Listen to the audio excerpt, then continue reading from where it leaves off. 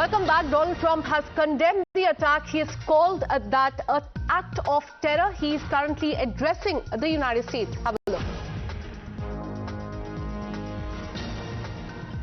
Shot, and for their loved ones, please say a prayer.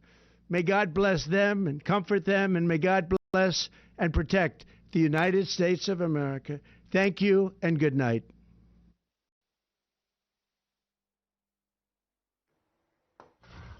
All right, so that was the first statement by U.S. President Donald Trump after the incident that took place in Washington, D.C., near White House, is what we are learning.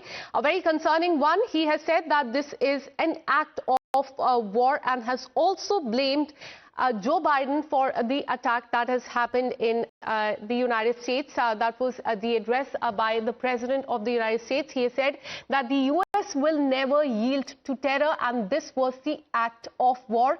Suspect was flown in by the Biden administration is a big charge that has been leveled by Donald Trump. And in fact, remember, the person that you can see on the screen, he is in fact a 29-year-old Afghan national that has been nabbed by the police, and now U.S. President Donald Trump has said that in fact the suspect was flown in by the Biden administration, a big charge that has been leveled against him. Have a look at what he said.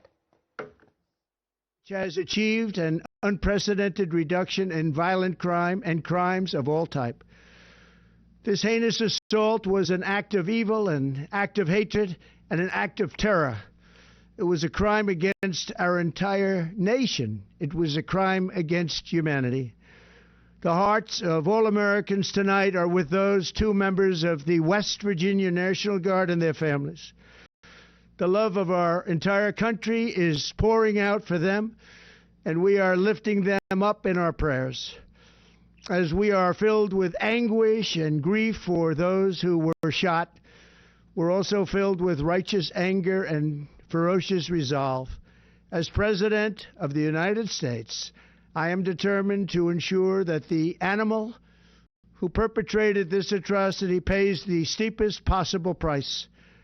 I can report tonight that based on the best available information, the Department of Homeland Security is confident that the suspect in custody is a foreigner who entered our country from Afghanistan, a hellhole on earth.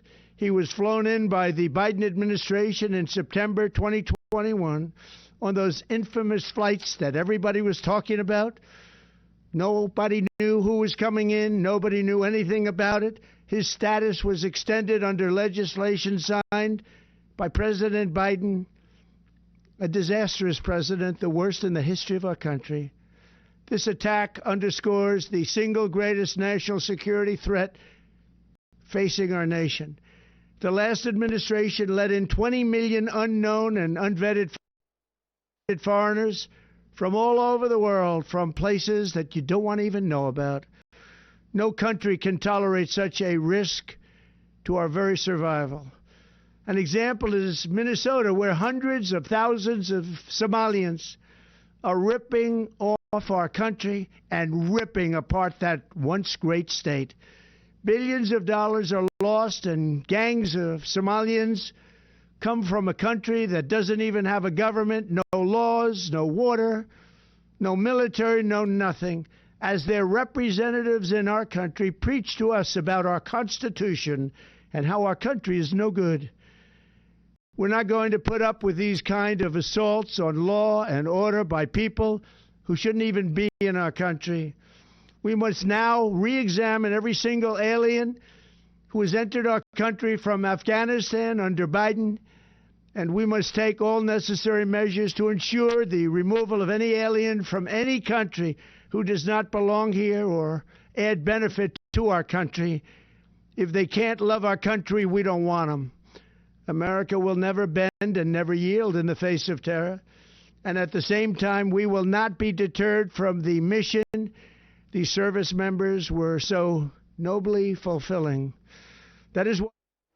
So in clear words, Donald Trump has called this an act of terror and put the blame on the former Joe Biden administration as well. This remains the top focus story for us here on Times Now. We'll be back after a very short break. Keep watching Times Now.